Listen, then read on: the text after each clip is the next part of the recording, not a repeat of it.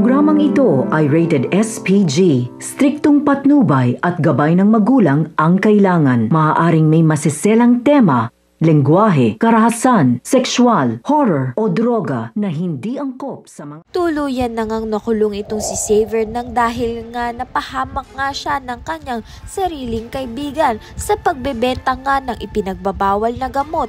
Kaya naman nga't imbis nga ang kaibigan niya ang mahuli ng mga kapulisan ay ito ngang si Xavier. Sa kulungan pa nga nagkita ito ngang mag-ina na si Lailani at si Xavier. Subalit ay pinatawag na nga itong si Lailani sa korte upang ngang makalaya na siya. Makalaya nga ng tuluyan ito ngang si Lailani o akuin niya nga ang kaso ng kanyang anak na si Xavier nang sa gayon nga ay makawala na nga sa kulungan itong si Xavier at madagdagan pa nga ang kaso ni Lailani. May posibilidad nga na mangyari dahil nga gusto nga ni Lailani na makabawi nga sa kanyang anak.